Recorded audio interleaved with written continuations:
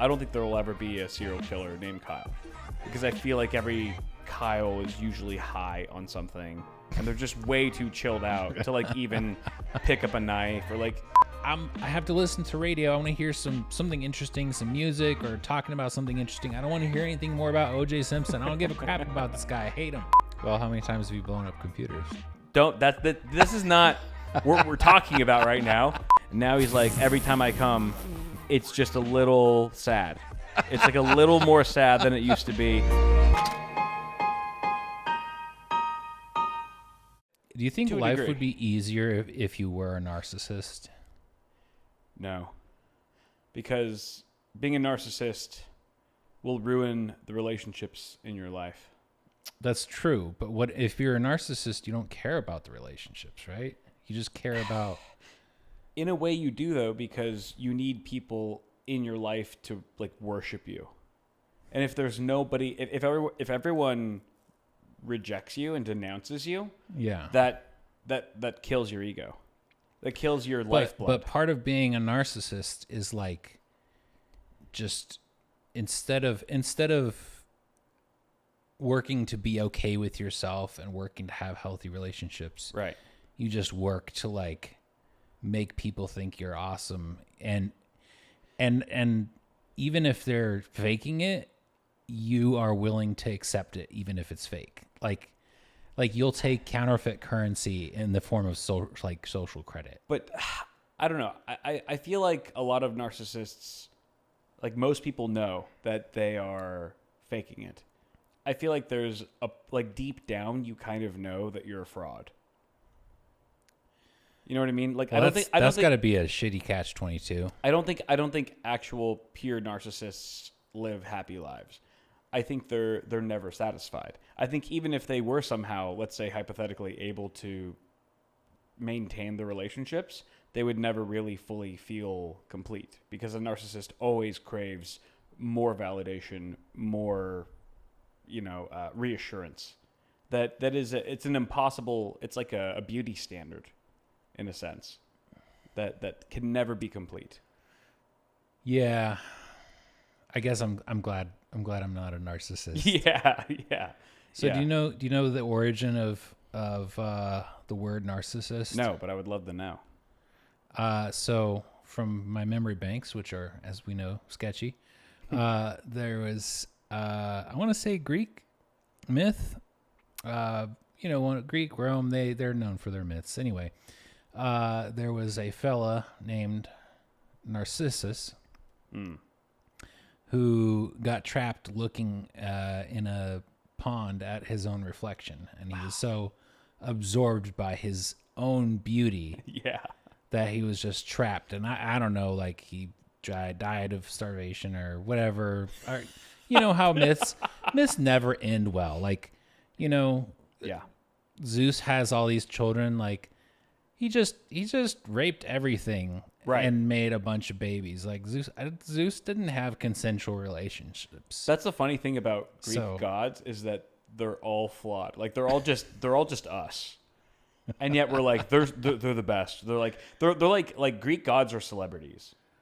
They're like our even modern when they're day just banging a tree and making dryads or something. Yeah. Even though this guy really fucked up and could have played his cards better. Yeah. But just like. I almost feel like Greek gods are more of a moral of the story, almost like help me find the word, like a precautionary tale of like, this is what not to do. Like what's the guy who flew too close to the sun? Go get it. Sonophus. Epiphanes. I think the name you're looking for is Icarus. There you go. All right, it's coming back. All right, thanks, 5th grade. I appreciate you coming in at the last minute there. But I feel like Greek gods are not really role models to look up to, but rather cautionary tales. Like, if you live your life this way, this will happen to you. Whereas like let's say like the Christian God is just perfect, can do no wrong. There's never anything that's like, all right, and then one day the Christian, like Jesus effed up and he shouldn't have done that, so learn from his mistakes. He's like perfect, right? Yeah. But Greek gods, they're all fallible. they all have like a fallacy to them, which I actually kind of like. I actually kind of like that even their gods were kind of degens at times. It does seem like the majority of gods are,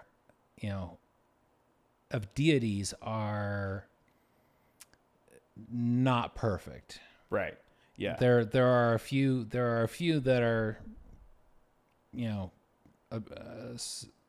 subjectively perfect. Right. But the majority, okay, you want to go look at the Christian's perspective. Mm-hmm. It's like, your thesis statement is humanity is flawed.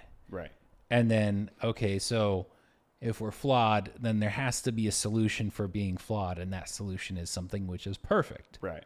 And that kind of ties everything, all the fucked upness of our existence together. Right. With, okay, well, there is no undoing the fact that we are just deeply flawed. Right. But we have something to strive for, which is to, try to follow this path of a God that's perfect. Right. It's almost like with for example, Greek gods, maybe all of them combined. If you pulled them together, pulled all the resources like the Avengers or something, they're kind of like the perfect team because they all kind of balance each other out. That's the pantheon. But with Christianity, it's like it's highly efficient.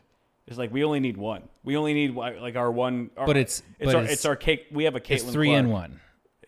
Well, okay, yeah. Well, now that's a totally different topic. We can rustle some feathers. Is it Russell or Ruffle? Ruffle some feathers. Rustling is not a word. Rustling is what you do to cattle. You rustle them? What does that mean? You like fondle their balls a little bit? I think that's how you make chocolate milk. Just a little rustle of the tank. If you're rustling cattle, that means you're stealing them. Oh, really? Yeah. Does that term only apply to Think about cattle. They are valuable. Yeah. And they're capable of movement. Right. Without a lot of human intervention. Like right. you want to rustle a car, you have to, get it moving yourself and direct it yourself. Yeah. Or have, I don't know, like a tow truck and just yoink it. Right. But if you have a bunch of cattle, they're worth a lot of money and they have legs. Yeah. So, you can get them moving to a place you want them to be. Right. And then, profit. Russell was probably just like the name of a guy. Maybe Russell was like a god in some culture who just didn't have legs. And it's like you had to rustle cattle. Like basically like give them legs, like let them like get them off their ass a little bit because the Greek god Russell just couldn't pull it off. It's. Are there any gods in wheelchairs? There is now. I just made one. I think it's Russell. I mean, sure Russell sounds like I'm operating. A god that I'm would operating under the presumption that there are no gods that exist without the belief of a human. Yeah, of course. So if I just believe in a god named Russell who's in a wheelchair, that god now exists. Voila. You should just form your own. We should form our own religion. All praise be to Russell. Have you heard? Just like fucking Timmy from South Park. That's our god. Have you heard the phrase "Don't rustle my jimmies"? Yes, I have. Yeah. You know how? Can you spell Russell from that phrase? R-U-S-S. I mean, like my first thought is R-U-S-S-E-L, but that's a name. That's a name. Russell, in terms of the verb, would probably be like R-U-S-E-L. It's R-U-S-T-E-L. Oh yeah. Oh yeah. Right. Which is also like hustle. Yeah, if you're walking through some bushes, right, rustling some leaves. Yeah, there you go. There we go. Oh yeah, you're right. Damn. If I have a kid, I'm gonna name him Russell, but spell it that way. Oh, dude. Rustle. Okay, so that's kind of cool. I was recently reading about. Did I talk about this last week? I forget. Bad bad names for kids? No. There's a whole subreddit called Tragedy. But it's spelled not the traditional way. Like someone named their kid Tragedy. Yeah. Good God. So it's all about people. Probably someone from Hollywood. Well, it's more like this is a tragedy of a name. Right. Like that's the theme. Yeah. So the name of the subreddit is Tragedy, but it's spelled in that super unique snowflakey. Exactly. I named my kid something special. Like Apocalypse with a K or something. Go deeper. Go much deeper. Anyway, there was this guy who just had too much time on his hands, and he put together compiled a list of, I believe at last count it was like 62 different unique spellings of Michelle. Yeah. Just in Utah. Apparently Utah goes hard with the really wacky ass names. Right. And it must be a Mormon thing. I swear I talked about this last week. No, you didn't. Okay, I was telling somebody else then. Yeah. He cited. Okay, so ironically, this poster claimed to have a PhD in some other field, because somebody was like, course. You cited your sources. You have like really good data here. Like you should have a PhD. And they're like, I have a PhD. This is just something I did for fun. Yeah. And one of the sources cited was it was just a listing of like from an event, like a kids tournament for like roping. I don't know, like roping goats and like just some random Utah shit.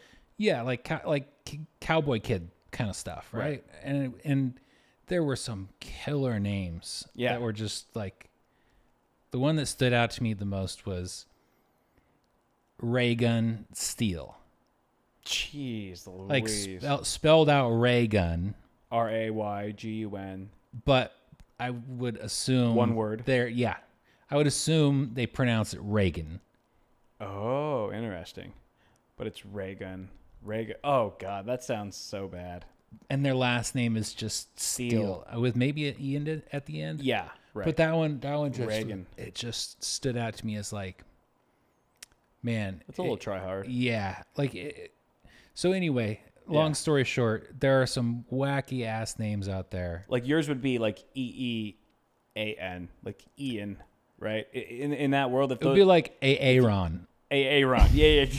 Well, then there's a whole like how you can pronounce it. Right. No, my I don't know. It seems like my name is like a run flat tire. It's just it can get screwed up, but it still works. What do you mean it can get screwed up?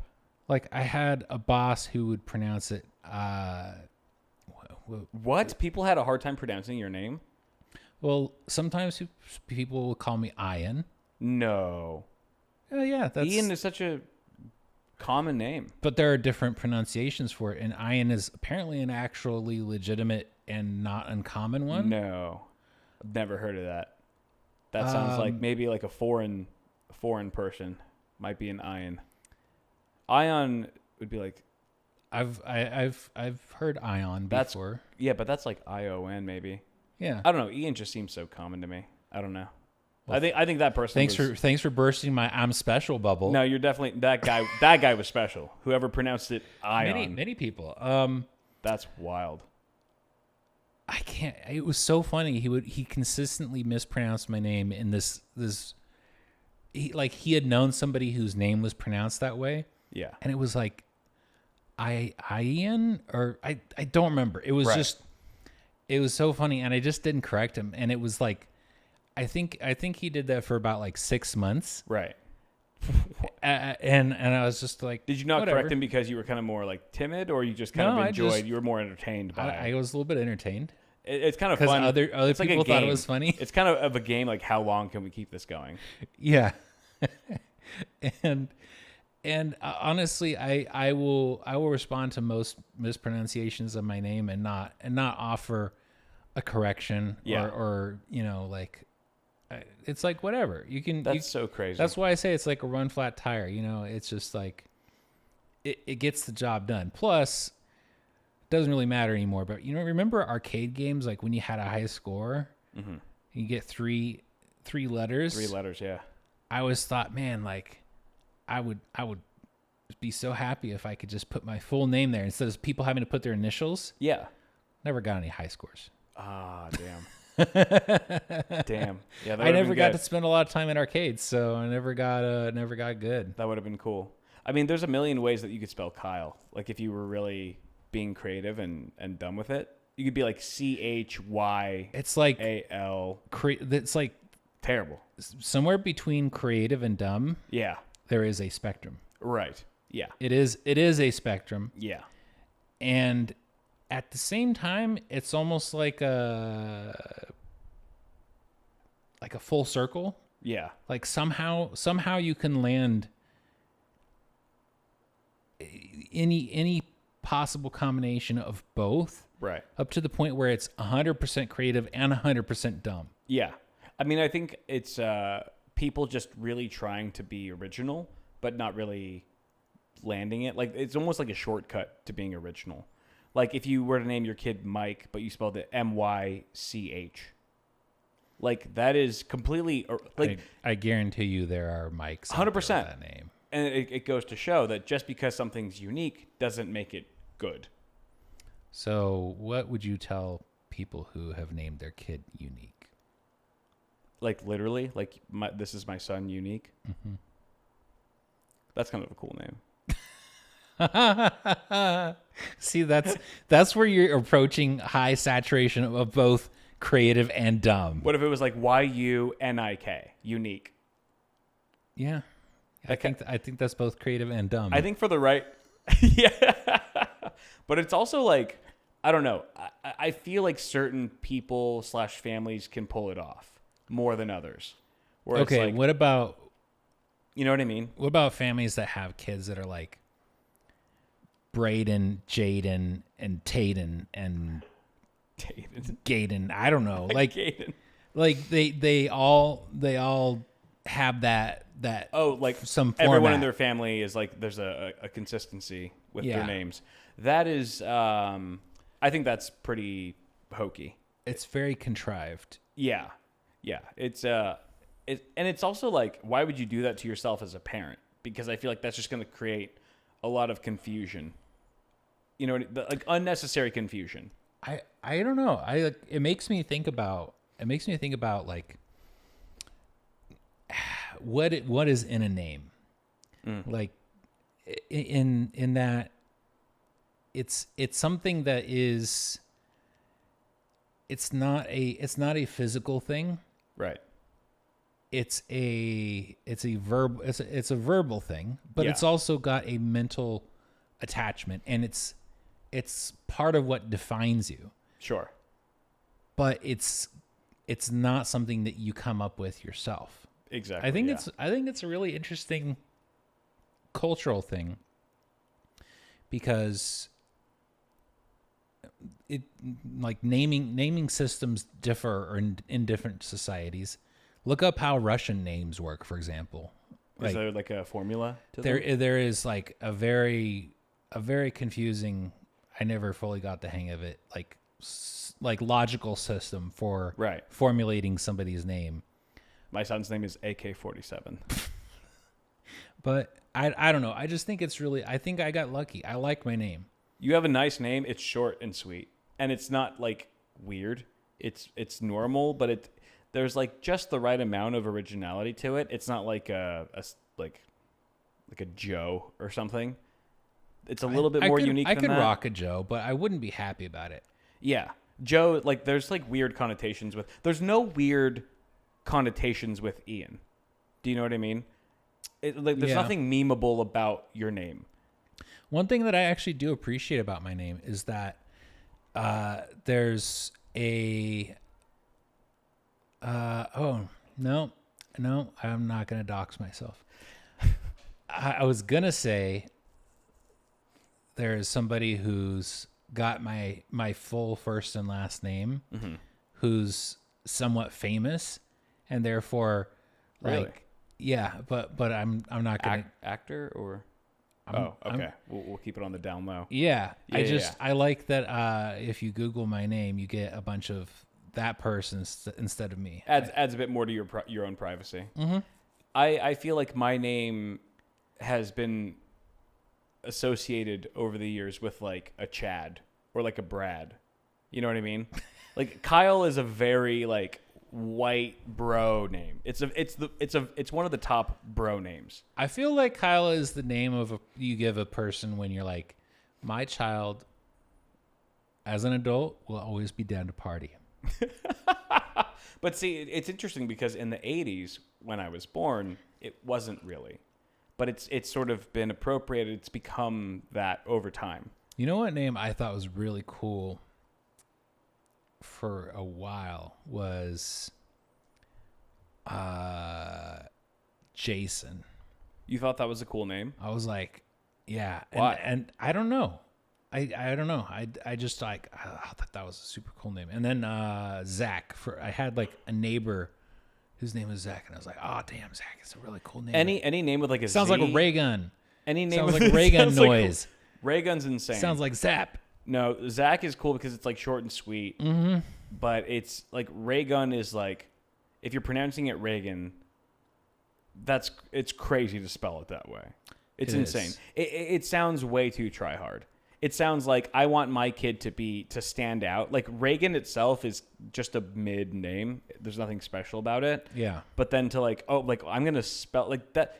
That's sort of where we're at right now. It's almost like how Hollywood doesn't have any original like screenplays anymore. It's just remakes of old movies or adaptations of popular works and books and stuff. It's kind of like that. We've run out of truly original names for our children, where we're just respelling. We're just like, you know what? Screw it. Steve is now spelled with a B, and that's unique. Steve. It seems lazy. It just makes me sound like I have a lisp. It seems very lazy. Steve. That's actually, it's like a reverse lisp. Steve. Steven. I'm just gonna name my kid Steven. I'm just gonna replace one letter. You know what? Because that's more original than replacing all the letters. I just feel like it's a cheap trick. It seems like a shortcut. I don't know. I feel like it's actually interesting. There are actually a lot of countries with a lot of banned names. Yeah. Like you cannot name, like the government will not allow you to name your child. Right. I don't know. That'd be insane if you named your kid Poop. That would be a good example. Yeah. Like, and there should be some I want to limits. welcome our esteemed guest, Grundle Poop Johnson. Grundle Johnson to the stage. Grundle Smith. Teenage Mutant Ninja Grundle. Oh man. There should be some limits on what you can name your kid. I agree.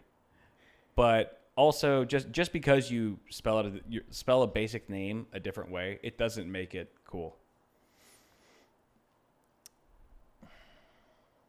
I don't like my name, really. I think it suits me because I think it reflects my intelligence level. You know, like, oh yeah, he seems like a Kyle. So you think of yourself as like sort of mid in terms of intelligence? Yeah, for sure. Like, and also just I'm a classic Southern California boy. Well, and I won't argue that. I'm half white, but born and raised Southern California. I am extremely white in culture and nature, even though I'm half Asian. But I feel like a Kyle in a way. So I guess I don't like the way that society has portrayed Kyles. That's a weird thing to say. I don't know how many serial killers have been named Kyle. That's the one good thing. It's like I don't think there will ever be a serial killer named Kyle, because I feel like every Kyle is usually high on something and they're just way too chilled out to like even pick up a knife, or like even if you did have all that hate in your heart and you were a Kyle, you'd probably just be like, you know what, we'll deal with it tomorrow. You kind of push it off. Have you ever actually seriously considered changing your name, or does it feel like an indelible thing? Like it is, you feel like it is part of who you are. You don't. I will say, okay, I'm going to flip flop a little bit. I think that my name's cool in a way. That just means we'll be done, browned properly on both sides. Yeah, exactly. There you go. I think that my name kind of creates there's a connotation to it that is maybe a little bit on the negative side, where it's like people don't really expect much. So I feel like it all the Kyles I know are kid diddlers. It sets, all the ones I knew, definitely on the diddler side. No, but I feel like it lowers the bar a little bit. So it's almost like under promise, over deliver. You kind of like that you feel like your name sets people's expectations low. If my name was Bartholomew, I feel like I'd have a lot to live up to. Like people would be like, "Oh, he must be royal. He must be classy." I'm sure he's very tasteful in his humor and his demeanor. Like I think Kyle sets the bar lower than what I can display for someone. So I feel like it actually helps in a way. The initial where would you be in your life if you had been named Nebuchadnezzar? Damn. I feel like if I was named Nebuchadnezzar, I feel like I would be more popular in a bad way. But it also depends on how you roll with it. If you're ashamed of it, then it becomes your crux. Am I using that word right? Crux? No. Contextually, it doesn't sound right. It becomes like it becomes like a burden, or like, I don't know, something that like defines me in a bad way. But if I'm proud of it, it's a negative buff. Yeah. If I own it, then I think it could be really good for me. If you lean into it, if you put in the effort to own it. Yeah. If I'm proud of him, like, I'm the shit, like my name fucking rules. You know what I mean? And I'm like, genuinely, I accept it. Then, I don't know. Everything's contagious. Like how you feel about yourself is generally how others feel about you. In a big way. So I guess that means I'm, for the most part, I like myself. Yeah, I think for the most part I like myself too, but which I think is healthy. I don't think it's 100% healthy to 100% like everything about which you. Which explains the one or two out of 100 people who just can't stand me for some reason. There are people who just hate my guts. Right. Like I think we all have those like the polar opposite versions of us. Something about their electrons just are completely polarized with our electrons. And no matter what we do, just the essence of our being will always reject their essence. And that's normal, and that's okay. Yes. It's gotta suck to be it's fine. To be compelled to have everyone like you. That's torture. Because there's no way. Even Taylor Swift has so many people who adore her, but there are also so many people who dislike her, to say, to put a kind spin on the feeling, I think. Right.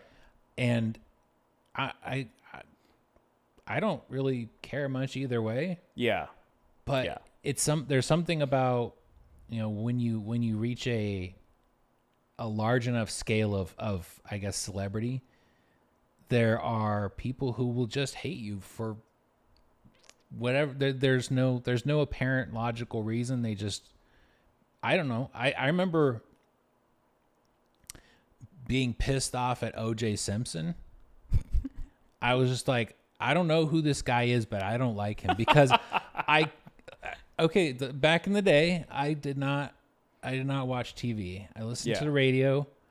And sometimes I'd read the newspaper. Right. At that age, I probably wasn't reading the newspaper much. Anyway, I just got tired of hearing people talking about O.J. Simpson. I was just like, I have to listen to radio. I want to hear something interesting, some music, or talking about something interesting. I don't want to hear anything more about O.J. Simpson. I don't give a crap about this guy. I hate him. Yeah, right. So you just hated him because he was taking up all the airtime. Right. Yeah. He was just always on. He was always there. You couldn't escape it. You didn't care. Obviously, this was during his whole like trial and everything. Right. And in your mind, you didn't really know anything about him. I wasn't paying attention to the context. I just kept hearing people talking about O.J. Simpson. I was like, right. I'm over it. I don't like this O.J. It's like, Simpson even character. though it was like just the media pushing it because it was such a monumental story at the time, he had no hand in that. He wasn't promoting himself or in any way, but you sort of projected that feeling of I can't get rid of this guy onto him. So you had this personal hatred of him, even though he just happened to be in the limelight and was being talked about nonstop. I don't recall like thinking about any of the facts of his existence or his actions that would have colored the feelings I associated with hearing his name. I just remember that I was hearing his name so often, I was just tired of it. I was just like, I don't like it. It's like a song on repeat on the radio. You know? Yeah. It's like you don't really hate that artist that made the song. You just hate the fact that you've heard this song 1,000 times a day. Christmas music, man. It's the same. Like, that's why you hate Whenever I Whistle. I don't hate it. I think it's actually quite funny. Okay. I hate being forced to listen to Christmas music. Yeah. That is a form of trauma that I went through working in retail. Okay, that is fair. That is fair. Because that's relentless. It's just torture. Yeah, it is. Yeah. I mean, so I don't really care for Christmas music. Right. I think the fact that it's the first thing that pops into your head when you start whistling, right, is not annoying. I just think it's funny, and I like to give you shit for it. Yeah, okay. Because so you're getting something out of it. There's some entertainment value. Like, oh, I can bust Kyle's balls for this. Yeah, like Little Drummer Boy again, huh? Yeah. Yeah, you did it over the weekend. We were at Mike's. I started whistling. You're like, nah. You just called it out like within like 2 seconds. I was like, oh, like it was like involuntary. I didn't even realize I was doing it as usual. But I mean, I think that's the same thing with like Taylor Swift. Like, people don't really hate Taylor Swift. They hate how she's become the focal point of every media outlet, and that she's just being talked about incessantly. And yes, you really can't escape her presence. It's a form of media saturation, and that's what I was experiencing with OJ back in the day. Is like my consumption of media was very limited, and it was very saturated with people talking about O.J. Simpson, and I was too young to know or care what the importance of that. Yeah, it was just oversaturated, and that was creating negative association for me. Man, it was so much easier to kill people back then, right? I mean, it was so much easier. Like, I don't know if... I think DNA probably had just started popping off around that time. Like, it was like in the 80s, 90s. Newsflash, bro. DNA's been popping off for like millions of years. But okay.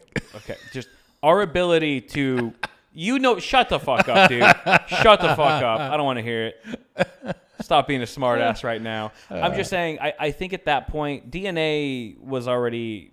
Like, we were already hot on. Did you ever listen to old timey detective shows? Yeah, to some degree. It used to be that you would try to match blood type, right? Before DNA, was like that was the closest thing we had. I think so, yeah. But I think OJ, because he clearly hired a hitman or whatever. We won't get into that. But back then, it was a lot easier to kill someone. Like, Mel and I were talking about this because we were watching a bunch of true crime on Netflix over the weekend, and we just got into it. I was like, if you were going to kill me, how would you do it? What's the best way to get away with it? And then, like, nowadays, it's, like, impossible. If it's somebody it's nearly impossible. Because, and killing the person is actually the easy part. Disposing the body is the trick. That's the hard part. How do you dispose a body... so that it's not found, A, because no crime, no body, and B, first step is to Google it. And how do you not leave a trail? I mean, yeah, Google it fucking on a different device, on a freaking VPN or something. But there's how many people have been caught who are murderers who literally have how to dispose of like how to get rid of a dead body. Who've been caught? Yes, it's. I mean, I wouldn't listen to that tutorial. I'd listen to a tutorial from someone who got away with it, for sure. That's like, let me follow a tutorial on how to build a PC from someone whose computer blew up. Well, how many times have you blown up computers? This is not what we're talking about right now. That's not the focus. You're distracting from the topic at hand. Okay, so what conclusion did you come to? I actually got this from you because we had a similar discussion a while back. Yeah. Which was, you got to poison them. You got to leave some poison in like a vitamin bottle, something that you know that they take daily or whatever, and then just that way, like, A, you don't have to dispose of the body. You just let them die and whatever their body's found or whatever. And then B, you don't have to be there at the time of death. You have an alibi. So you have an alibi. You could be doing something. You can have somebody corroborate it because they will take the poison independently of your interaction, your presence. Yes. So poison, I think, is like what we just, especially because nowadays, like, you have cameras everywhere. Everyone has a Ring doorbell camera. If you don't, your neighbor does, and cops can get that footage and create a timeline of when cars are leaving and, you know, coming to the property. Like, there's no way. Interestingly, there's no way. If I recall correctly, homicide case closure rate, like solve, like the percentage of homicides that are solved, it's very small. Is actually has been trending down over time. Interesting. I could be wrong. There's fewer cases cracked. Please fact check me on this. Yeah. But more killers are getting over away. The past, I want to say 2 or 3 decades. Yeah. I wonder why. I do too. I think it doesn't make sense, really. I suspect that it's simply because, well, I don't know. Unless the percentage of random killings has gone up, because then, like, that's why serial killers can go impossible. Like so long. Exactly. Yeah. That's why serial killers can go so long, but like a husband who kills his wife or whatever is caught pretty quickly. Right, because you have that connection. If you are a murder victim, it's very likely that you knew the person who killed you. Right. It's very like that's like a core principle. Yes, but if you're just driving down the street, solving murder 101. If you're just driving down the street or like walking down an alley one night and you just pop someone in an alley and then you run off, and you've never met that person in your life, very slim chance that you're going to get caught. Right. Very slim chance. My ex's mom, so my ex-mother-in-law, was dating a cop at the time. And like LAPD worked. He was undercover. Worked a lot of cases, just in the thick of it, like Donnie Brasco shit. And he was like, I actually don't get that reference because Donnie Brasco is it's a movie based off of a real life mobster that was featured, like, starring Johnny Depp. I'll have to add that to my rainy day list. Good movie. He was an undercover cop though. Okay. And I was like, I think one night we were just having some beers, and I was like asking him, so, you know, is it pretty difficult to get away with killing someone these days? I don't know what possessed me to ask him that. And he was like, no, it's incredibly easy. He was like 99. He was like, it was an arbitrary number, but he's like 99% of murders never get solved. Like everything you see on Netflix, the documentaries where it's like, we got him. That's the 1% that we actually found him. Most murders, especially ones that there's no link between the suspect and the victim, never get solved. It's just impossible. It's like, unless you have a relationship with the victim, you're not going to get caught. I don't know, man. I think it's very interesting how creepy true crime, like as a I guess genre, has really blown up. Yeah. And I don't know, what is it? The past 7-8 years. 10 years? Yeah, I would say. And it's so interesting that like so many people are kind of just hooked on it, and it seems like it builds people's paranoia, and not necessarily in a good way. I mean, I'm just totally conjecture, but it seems like the kind of thing that makes people more afraid in general, and not necessarily more inclined to kind of think strategically in like how they go about their day, how they plan for their own safety and the safety of their loved ones. It just like they just have sort of an existential fear of like there are so many people out there murdering so many people and I'm in danger. Right. It's just this like base like response of fear, like, oh God, there's like people out there just killing people. Right. That's crazy, but they don't really put it into action. They don't really change any behavior. They don't change how they do things or precautions. And again, this is totally conjecture. I think it's sort of, I view it as something that tends to induce anxiety, and at the same time, it's sort of compulsive. Like they're like, okay, well, what other terrible things are people capable of? I want to catch the next episode, but it kind of induces an anxiety of like really digging deep and exposing how terrible people can be. Yeah. But at the same time, not providing any practical,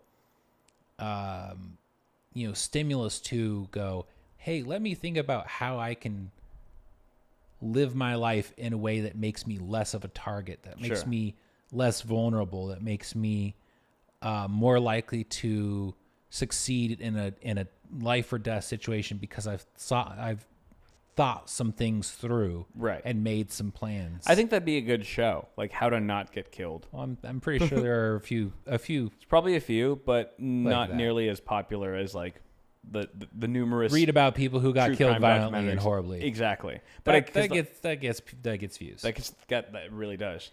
I do think that's true to a degree. I feel like everyone just is so consumed by their own life. I think maybe there's a degree of paranoia. I don't know how deep that is. I think you watch a true crime documentary, like a series, and it kind of stays with you for a little bit. Mm-hmm. But then afterwards, you kind of just go back to normal life, and you sort of forget about it. Yeah. I think we have this mentality, that wow, that's a horrible thing that happened. It's possible, but it'll never happen to me. There's like it's such an insane that's just like story. Mortality, right? Like we have this feeling like whatever happened, like like you see stuff on the news, that's such a tragedy, but you never really think that you'll be a victim.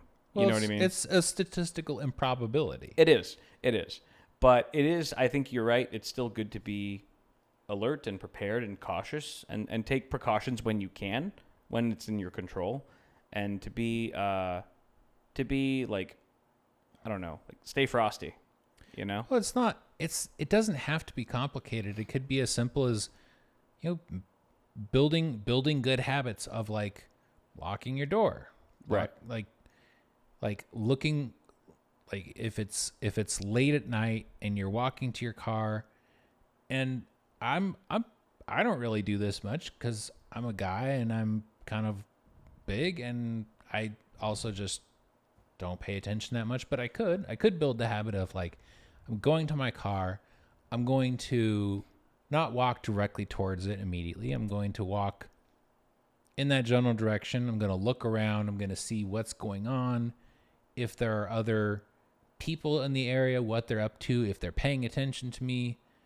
And if I'm confident that there's nothing that, my gut feeling says is off, then I'll walk to my car and get in it. And as soon as I'm in it, I will lock it. Yeah. Like, it's not like a lot of effort to do that. Right. It takes an extra 30 seconds of brain processing and action to do that. Yeah.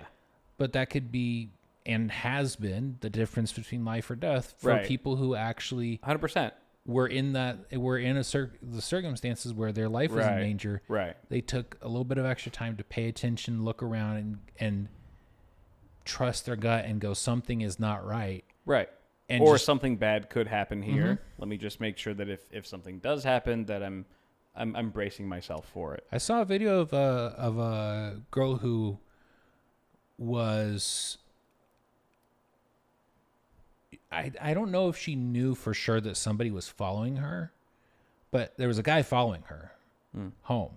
There was like a camera view of her going in her apartment, and she locked the door. Locked the door immediately because right. I think I saw that video. Because not like more than a second or two after the door shut, the guy just darted up and tried to open the door. Yeah, I saw that. Yeah. Nuts. And that's the kind of thing that's like, it doesn't take a ton of effort to make that the very first thing that you do when you close the door is lock it. Right. It just interferes with your flow of like, oh, I want to take off my shoes. Oh, I want to, you know, put my keys up or whatever. Yeah. But like that could have saved your life. Yeah, exactly. Yeah. I have this routine when I'm leaving my office late at night because, you know, I'll be at the office till 3, 4 in the morning. And when I'm leaving, nothing. It's just a ghost town. There's no one there. No one's out on the street. Everyone's safe, like sleep. And I will peek out. I'll pull the blinds of the front window of the door, and I'll look out just to see if there's anyone chilling right outside my door. Because several times, someone has been out there right outside my door at 2 a.m, whether it's a homeless guy or some crazy lady, whatever. So every single time I leave my office late at night and I'm alone, I'll do that peek and I'll go, okay, all clear. And then I will go out, lock my door, and then I will immediately have my car key, my key fob in my hand, thumb on the panic button. Okay. If anything happens, I'm pressing that button, making some noise, waking some people up, just attracting attention. Fortunately, never had to use it, but because of the experiences that I've had in that area at certain times where I felt, well, this could have really gone south. I take those precautions because I'd rather play it safe than sorry. Yeah. You know, like that's logical. Yeah. I guess an example is I carry a whistle. Yeah. On my keychain. Yeah. And I picked it because it's very small and it's very loud. And I actually did use it once. But people for years people gave me shit like, you're carrying a rape whistle? Yeah. What are you, a girl? Yeah. And I'm like, no, I just don't want to die. There could come a moment where I need to get people's attention like immediately, like there's an emergency, get out of the building or whatever it is, right? Of course. Yeah. The one time I actually did use it in like an emergency was, unfortunately, it didn't make a difference. There was a guy, you know, caught in a river, getting swept down river, and the kind of universal signal for like distress is 3 whistle blasts. Right. And I mean, I was doing that, trying to get people's attention, like pointing. Yeah. And the dude was out of sight within, 20 seconds, and past that, I really couldn't do much. Have you told that story? I think I have. Okay. Yeah. That was in Iceland. Mm-hmm. Yeah. So that was wild. Yeah, it was wild. And it definitely renewed my respect for, nature wanting to kill you. Yeah. And I don't know if it wants to, but it just is indiscriminate. Yeah. It will. It will. It will kill you. Sooner or later, it's going to get you. Yeah. But I guess in retrospect, it also kind of validated me carrying a whistle, even though in that particular case, I wasn't successful. I don't know if there was any way really at that point for the guy to get rescued. Yeah, sure. But at least I felt like I did something. Yeah. I couldn't really do much, but I did something. Right. Right. And in that moment, I felt like, okay, I've been carrying this thing around for a decade. Yeah. Not the same one. Eventually they wear out and I replace them. But, I was like, I'm validated. I actually can say, I actually carry this because it comes in handy. Yeah. There was actually a really interesting book that I read a long time ago, and I don't remember the exact title, but it was like How to Be a Survivor. Like, I thought it was a really interesting concept, and I don't read a lot of nonfiction.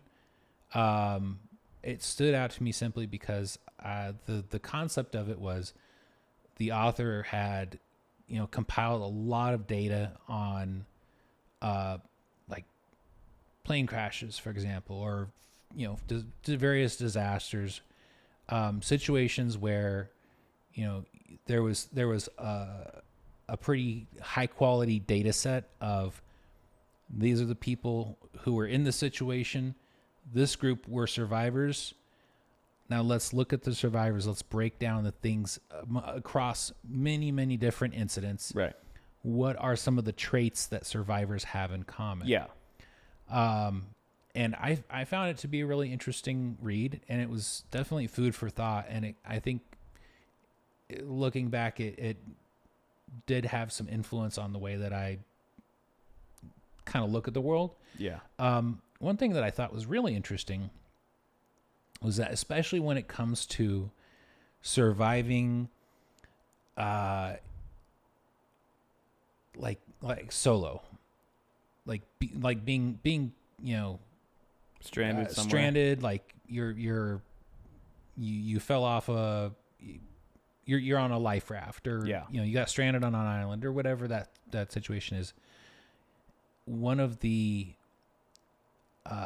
really high the predominant factors was people who had either powerful faith or powerful love, like loved ones, like family. And it was like there to was, live for. Yes, or faith that God is looking out for you and that you're meant to survive. It's kind of like hope. People who had a reason to hope for something. Yeah, it's like a mentality thing. Mm-hmm. Like people who had that positive mentality. Yes. If you had nothing to live for, or no one to live for, or nothing, no God to live for, you may not try as hard, or you may not. You may be sort of self-sabotaging yourself, putting yourself up for destruction, as opposed to like they've done studies of this where there was a two groups that were tasked with solving a puzzle. Mm-hmm. One was told it was almost a near impossible task. The other group was told that it was very possible to solve it. The ones who were told it was very possible to solve it had a much higher success rate of solving the puzzle because they believed that they could do it. That they believed there was some hope that they would actually get to the end of it. This has been studied countless times. I think that that's a totally valid kind of crossover. Yeah. And I just found that to be legitimately, I mean, it kind of comes, I guess, back around to gods or deities, but I thought it was really interesting that just having faith, like it was almost like my takeaway was having really strong belief, really strong spiritual faith allows you to tap into reserves of energy and endurance. Yeah. That a lot of people wouldn't be able to access. Yeah.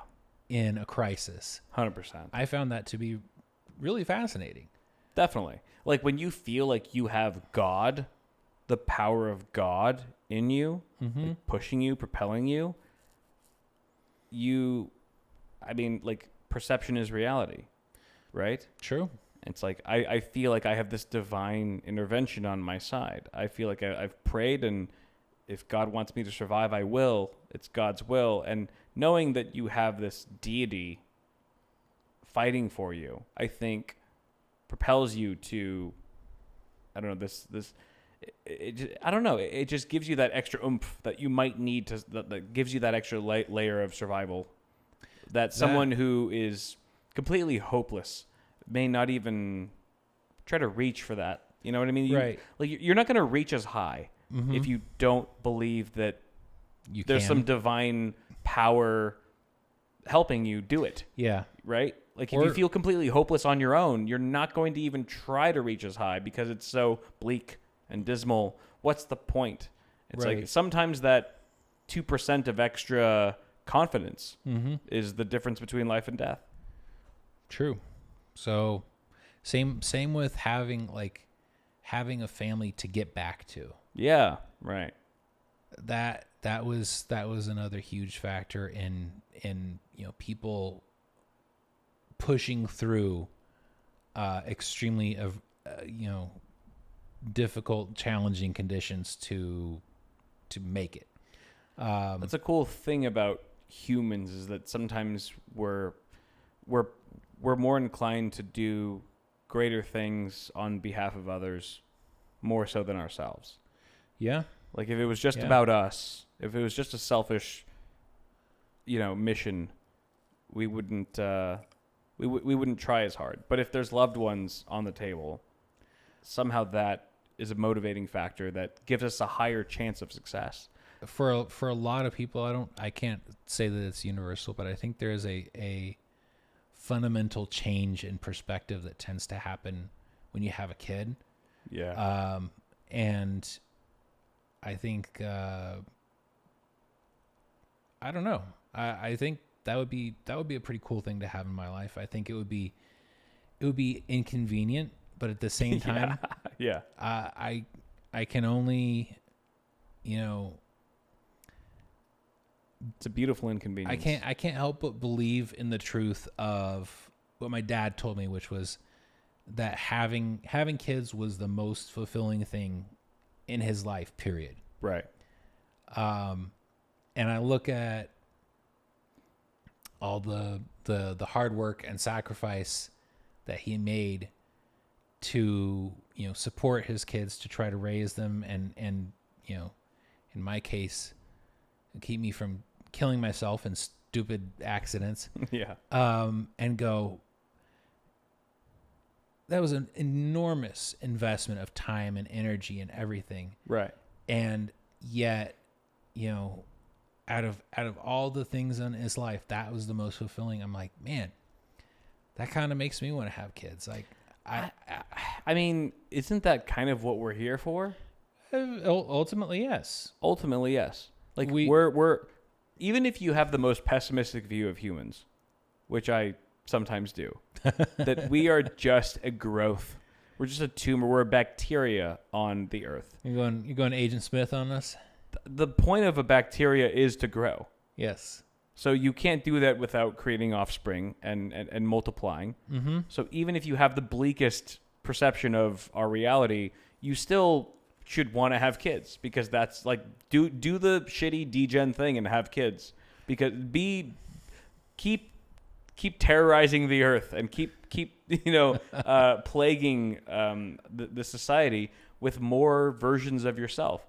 Or if you have an optimistic view of humanity and maybe the world can be a better place, maybe not in my lifetime, but in future generations. Mm-hmm. And maybe that can only be done really through our offspring, and to the fact that they will learn from our mistakes and do better, then have kids. So it's like either way, whether you're glass half full or glass empty, having children kind of just makes sense. And it's also sort of just how we've been biologically wired.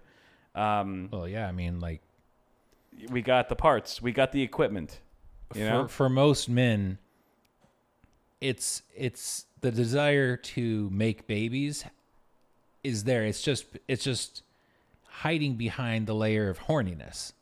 Yeah, because one leads to the other. Like, horniness is a means to an end. Yeah, right. Yeah, it's the basic urge to go and do the thing that can create babies. Yeah. You don't consciously think, oh man, I really want to go make some babies. You're like, man, I'm really just pent up. I want to let loose. Yeah. Right. Yeah. But ultimately that's just that's not really the end goal. The end goal is to make babies. We've gotten a lot better. Well, we've gotten somewhat better at planning for those. Yeah. To a degree, I think we have overall. I think we have done a better job of sort of domesticating ourselves and domesticating our offspring, and maybe doing speak for yourself, man. Go spend an hour at a Target. Okay, yeah. Okay, maybe not everyone, but watch Watch what the kids do. It's true. That's true. I should say Walmart. How do you feel about people having kids earlier in life versus later in life? I think, let's say early to mid 20s versus like mid to late 30s. I actually have to say I tend to think that earlier can be better. And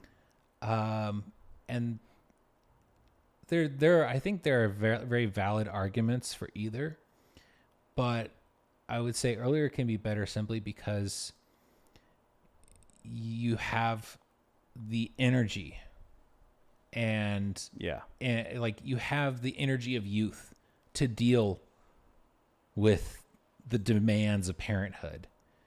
I also think that it kind of is a benefit because it makes it more likely that you'll be around for your children's not just childhood but adulthood as well, and possibly become a grandparent. Right. Which is sort of like, I don't know. I feel like becoming a grandfather would be like achievement unlocked. Yeah. In a very real sense for me. Right. It's kind of cool because you there's certain things like when you become a grandparent, if you've raised your kids properly or whatever, then you kind of trust that they have all the tools necessary for the job of raising children of their own. Right. And so but at the same time, you can support them too. At the same time, you have more life experience than your own children, and you can maybe impart some additional wisdom. It's like extra credit in a way onto your grandchildren, right? Or even just to share stories of times even before your own children remember, which I think there's some value in that too. That's a pretty traditional human thing, like oral history. Yeah, but it is nice. I feel like that's a big perk of having kids early, is that you get to see your offspring, your children and your grandchildren grow for a longer period of time before you're gone. Right. As opposed to having kids later in life. I think I guess the argument for having kids later in life is that you're more experienced in life in general. You are likely more financially stable and able to, afford children. It's interesting because it used to be that children were a financial asset. Because they would work for you? Yeah. Yeah. Yeah, like 150 years ago, you have kids because... Plow the fields. I mean, you have 7, 8 kids because at some point they start paying for themselves. They're employees. And then they start like taking care of the younger kids. Yeah. And then you can get back to the business of trying to make more kids and doing your job. Right. But then we learned that maybe quality might overshadow we learned quality. That it's better to have your kids get an education than it is to have them die, as a chimney sweep. Right. And not have your children being raised by your slightly older children. That might not be the best path forward. in terms of just childcare, I think that's a pretty tried and true formula. In terms of, education and structured learning and growth, probably not the best system.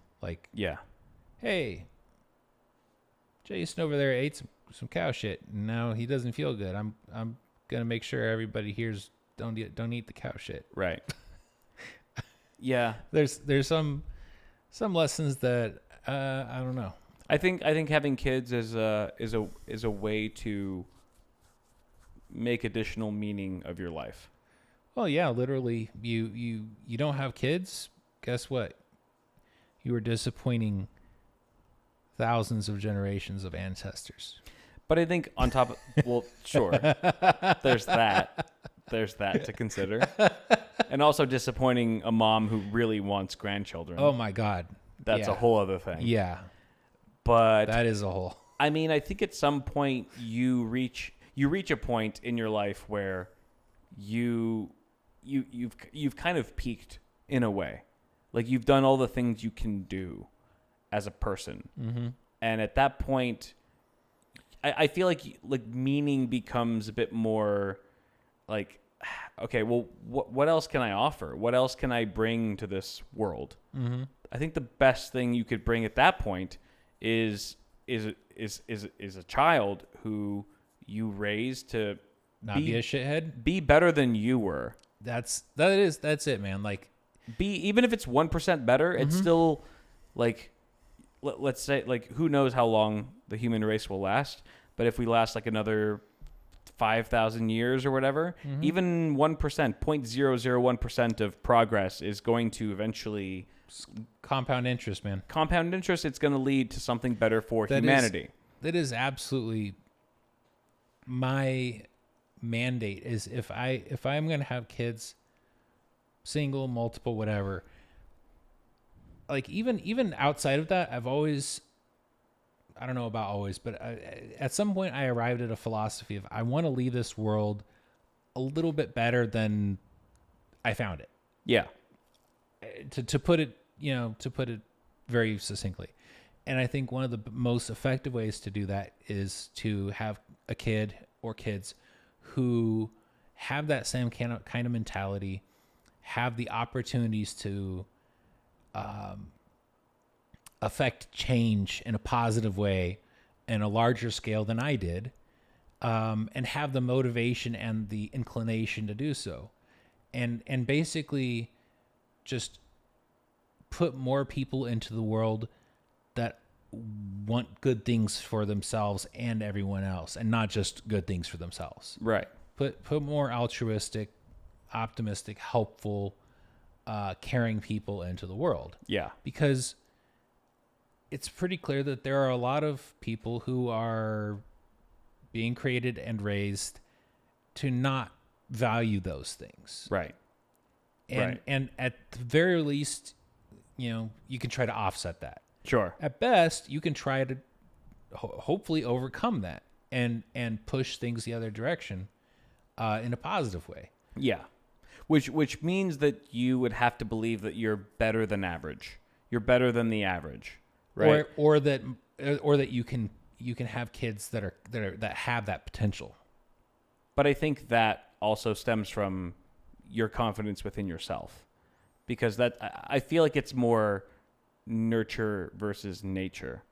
Like your children will be a reflection of yourself in a lot of ways.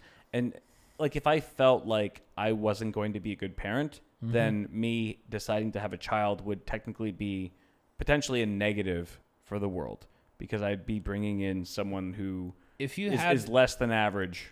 If you had the self-awareness to even go down that line of thinking, then you already are probably above average, well suited for parenthood. Right.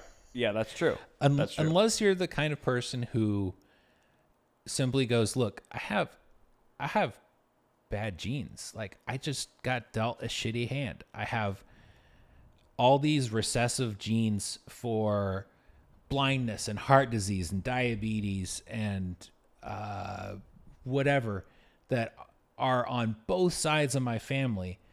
And I happen to not get a bunch of that stuff so far. But if I have kids, they're going to be super high likelihood to have, diabetes or a heart defect or whatever. And for that reason, I'm choosing to not reproduce, because it's just, I got dealt a shitty hand, and luckily I made something of it, but I don't want to deal that hand down. And again. That's fair. I think that's fair. Because I met somebody like that, and I was like, I actually really respect that decision to go, I know that I'm not a good, not a good dealer, when it comes to the genetics. I'll probably deal him a bad hand. Yeah. Right. I think that's fair. if you don't want your offspring to experience, like, have a high risk of experience suffering, right? Yeah. And then comes Gattaca. I think it goes both ways. Well, yeah, that's a whole other. I think I can appreciate and admire both sides to the argument, where it's like if you're predisposed to all of these negative, genetic tendencies or patterns, to be like, no, I don't want to have a kid. I don't want them to have to experience something that I'm experiencing or something that my family experienced. Yeah. But I also can see the flip side where, even though, like, okay, you might think it's glass half full or glass half empty. Maybe, like, they will experience these negative things, but that might make them the person that they are, that they're destined to be, and that doesn't necessarily mean they're going to be a net negative for the world. They still might leave the world a better place, and like, they will still be able to at least experience life. And that's valid. Like, going, okay, my kids may have the potential for real challenges, but they also will still have the basic human potential for great achievement. And I want to, they don't exist, but I want to make them exist. I want to give them that opportunity. Right. I respect that too. Yeah. Yeah. It's like there's no rule book on there's no having kids license. Right. Yeah. There definitely not. There are so many sometimes I feel like for there it should and be so many arguments against it. Yeah. But it's like a basic human right. Yeah. At the end of the day, that's pretty much where the jury has come down on it. Is right. It's a basic human right. Yeah. And I forgot what I was gonna say, but yeah, I think there's also, like, so many. I don't know. I feel like there's probably some selfish things about wanting to have kids as well, like just having that joy, like wanting to experience what our parents have experienced. Of like your dad said, like, this is the most fulfilling thing I've ever experienced. I want to know what that's like. Like, like, I have a saying, try everything once. Yeah.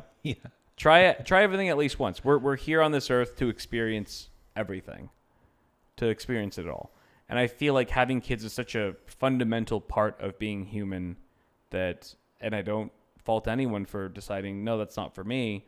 But me personally, it's something that I feel like I would find great fulfillment and joy out of having a child of my own at some point. Dude, I would love to see you with, like, a parcel of Rugrats. That would be a parcel of Rugrats. I don't know about a parcel, but at least maybe one Rugrat, to start. You got to aim have for a starting at least Rugrat. I think that 2 would be ideal. That way you're two at would least be breaking ideal. even. Yeah. 2 is nice. 3 is hell. Like, you don't want 3 because then you're outnumbered. It's apparently once you've had 3, it doesn't matter at that point. You can just it doesn't make any difference. I don't want to get to that point. I would be perfectly happy with 2. I'm going to cap it at 2. The second I have 2, if I have 2, like, if I'm lucky and blessed enough to have 2 kids, I'm getting a vasectomy. Although I heard, Alvaro got a vasectomy. No, he got a vasectomy. It was like his 30th birthday present, like 30th year. And he told me, this is derailing the whole topic, but he said that his orgasms feel different. Really? He said that they don't feel as, like, good. And that was something that he didn't research beforehand. He didn't ask about it, but he didn't see it coming. And now he's like, every time I come, it's just a little sad. It's like a little more sad than it used to be, and he regrets doing it. Wow. He regrets doing it. I want to mention it because just in case anyone watching or listening has plans to do it or has been thinking about it, because I think that's a big thing. Like, if your orgasms are going to be less enjoyable, I feel like that's something you should be aware of before you have a major surgery done to your reproductive organs. It's not a major surgery, but it is a very impactful surgery. It's an impactful surgery. Like, that's what I mean by major, I suppose. Yeah. That's crazy. Like instead, like, and I was like trying to get a hold of like what he meant by it. He's like, it just feels like instead of like a shotgun, it's more like a super soaker that's low on. Oh no! You got like one shot of Poor water. Dude. You have like an ounce of water in the tank. He's not blowing full loads. Yeah, anymore. right. Wow. He's blowing. He's shooting blanks. He went from fucking real steel to airsoft. Well, that actually brings more meaning to the term shooting blanks, because if you shoot an actual projectile, you get a lot of recoil. You feel it. Yeah. And if you shoot a blank, it's right. like there's a lot of sound and there's a little recoil, but it's He doesn't get blown back in his chair anymore. It's just like he used to that is skid unfortunate. across the floor. Now it's more like like when you push like a I don't know, you're filling up a balloon or something. I don't know. I don't know how to describe it. I've never done it. I haven't experienced it. Well, obviously, it's good PSA though. You need to get a vasectomy. No, it's reversible. It is. Yeah. So that way you can be like, okay, I've been there, done that, right, and then go back to normal and be like, oh yeah, this is so much better. But I wonder if it still feels the same once you go back. If you reverse it, it might be a one-time deal. I think he needs to reverse it and see what happens. He probably should. But then he could have a lot of baby mamas. He might have dozens of children. There was a guy from the Netherlands who got banned from donating sperm because he had at least 200 kids in the Netherlands alone. Legally, or like he was legally banned because they were like, you're making it too hard for people to not accidentally have sex with their relatives. Wow. It's something along those lines. I'm surprised they even let him get to 200. Also traveling the world, yeah, donating sperm. Right. So he has potentially thousands of kids out there. Does this have to do with a documentary on Netflix that just popped up? It was like, I forget what it's called. It was like it wasn't one of those people who was like running a underground type thing. Well, I know there have been multiple cases of doctors who are like, oh yeah, we take sperm donations, but then they just throw them out and they put their own in. Yeah. Oh yeah. That's a totally different thing. I know there was a Netflix documentary about one of those. Yeah, I saw that. But there was another one Okay. There was another one that recently came out. I forget what it's called. It's like The Man with 100 Kids or something like that. And he bypassed all of like the legal processes. Maybe the same guy. Was just selling his sperm. It was a different guy. Okay. Selling his sperm on the black market to mostly chicks who couldn't get pregnant, or like lesbian couples. It was in a European country.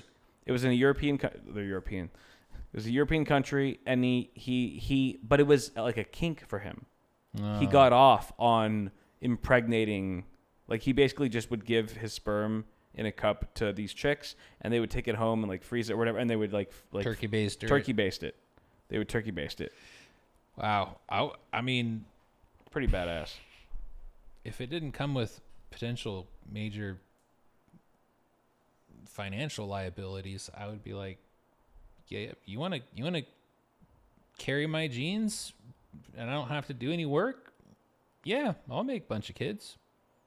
But if you made money off of it? If I wasn't on the hook for a bunch of money. Oh, okay. Making money on it would just be a bonus. But why would you even do it in the first place? Just to spread your seed? Yeah. Conquer the world? I mean, like Eyin land? If you can reproduce for free with like, well, it would suck to have a bunch of kids out there and be like, some of them are being neglected and, Right. Like, and you're responsible for that? Like, yeah, that's a big responsibility in a way. Because you're just creating a bunch of I think life. I just want to have my cake and eat it.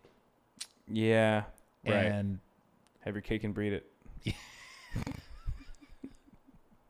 That's a whole other kink rabbit hole. Yeah. But for now, thank you for watching. We'll see you next week. Later, Tater.